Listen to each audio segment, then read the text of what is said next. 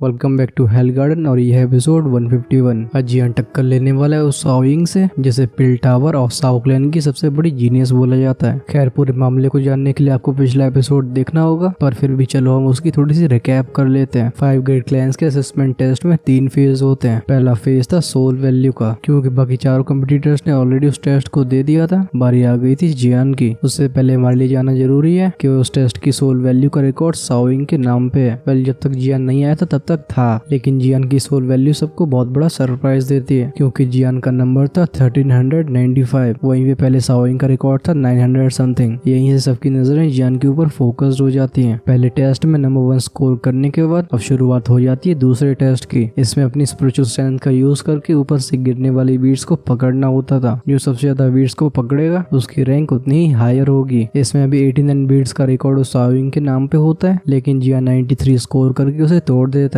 अब यहाँ से एक बात तो क्लियर हो गई थी कि ये क्लैन बच जाएगा, पर टेस्ट का लास्ट फेज अभी भी बाकी है। उसमें 5 कैंडिडेट्स को अपनी स्पिरिचुअल स्ट्रेंथ से फाइट करनी होती है। तभी साओयिंग रिक्वेस्ट करती है कि वो साओ क्लैन की तरफ से खुद को सब्स्टिट्यूट करना चाहती है। जियान भी इस बात से मान जाता है। फिर क्या 5 की स्पिरिचुअल स्ट्रेंथ के बीच में फाइट शुरू हो जाती है। इस फाइट में इनकी बॉडी बिल्कुल मूव नहीं करती, स्पिरिचुअल स्ट्रेंथ से सिर्फ अटैक्स किए जा सकते हैं। फाइट के शुरू होने के कुछ ही मिनट्स बाद अरीना में से बाकी तीनों कंपटीटर्स को बाहर जाना पड़ता है, क्योंकि अब वो बिल्कुल इंड्योर नहीं कर पा रहे थे। जाते जाते बाइक लाइन का बाइंग जियान के ऊपर हमला करने की कोशिश करता है, लेकिन जियान के एक रैंडम अटैक की वजह से उसे खून की उल्टियां हो जाती हैं। अब मामला रह गया था जियान और साओयिंग के बीच में। साओयिंग स्पिरिचुअल स्ट्रेंथ का यूज करके एक फीनिक्स को तैयार करती है। उसका सामना करता है एक बड़ा सा हाथ, जो कि जियान की स्पिरिचुअल स्ट्रेंथ से बना हुआ था। अब क्योंकि फाइट को ट्रैक नहीं किया जा सकता, साओयिंग कहती है अगर तुम मेरे 3 हैंड फ्रेंड्स को रिसीव कर लेते हो तो मैं इस बैटल से एग्जिट कर लूंगी, यानी कि तुम बन जाओगे विनर। ऑफ कोर्स अगर तुम अरीना से बाहर जाना चाहो तो अभी भी तुम्हारा सेकंड स्पॉट कहीं नहीं गया है। यहीं से शुरुआत होती है एपिसोड की। वीडियो को बिल्कुल एंड तक देखना, क्योंकि एंड में हम मिलने वाले एक बिना बुलाए मेहमान से। अब एग्जैक्टली कौन होगा उसके लिए वीडियो को देखते रहो। जब जियान साओयिंग को देखता है तो वो अचानक से स्माइल करती है। नेचुरली जियान भी जानता था कि अगर वो यहाँ पे विड्रॉ कर भी लेता है तब भी क्लैन की पोजीशन 5 ग्रेट क्लैंस में बनी रहेगी। लेकिन सीन ये है कि अभी दूसरी पार्टी ने ऑलरेडी ऑफर दे दिया है। अगर वो भी विड्रॉ करता है तो फिर जियान को वीक समझा जाएगा। स्पेशली जियान साओयिंग में भी काफी इंटरेस्टेड था, जिसे पिलटावर की जायंट हेड्स की फ्यूचर सक्सेसर बोला जाता है। दूसरा रीजन ये था कि साओयिंग पिल गैदरिंग में पार्टिसिपेट करने वाली थी। उस समय वो जियान की एक अच्छी अपोनेंट होगी। अगर वो उसके साथ पहले ही ब्लोज को एक्सचेंज करता है तो उसकी स्किल्स के बारे में जियान को अंदाजा हो जाएगा, जिससे पिल गैदरिंग में उसे कोई सरप्राइज ना मिल सके। ऑफ कोर्स स्पिरिचुअल स्ट्रेंथ के बीच में जो फाइट होती है वो अल्केमिस्ट की ट्रू एबिलिटीज को रिप्रेजेंट नहीं करती, लेकिन अगर अपोनेंट को पहले ऑब्जर्व करके उसका रफ एस्टिमेट ले लिया जाए तो फिर ये फ्यूचर के लिए हेल्पफुल रहता है। इतने सारे रीजंस की वजह से जियान विड्रॉ नहीं कर सकता था। उसे साओयिंग के प्रोवोकेशन को एक्सेप्ट करने की जरूरत है। इस डिसीजन पे आने के बाद जियान नोट करता है। वो साओयिंग की तरफ देख के बोलता है मिस साओयिंग प्लीज। इस रिप्लाई को सुन के साओयिंग के चेहरे की वो टेम्पटेशन से भरी स्माइल और भी डेंस हो गई थी। वो अपने माउथ को कवर करके हंस के बोलती है मिस्टर जियान आपका डिमीनर सच में एक्स्ट्राऑर्डिनरी है, लेकिन अगर ऐसी बात है तो फिर ये यंग लेडी भी अपनी थोड़ी स्किल्स को दिखाएगी। जैसे ही हमें साओयिंग की हंसी की आवाज सुनाई देती है वो अपने जेट जैसे हाथों को आगे करती है। वो इमीडिएटली हैंडसीज को बनाना शुरू कर देती है। जब उसकी हैंडसीज कंप्लीट होने लगती है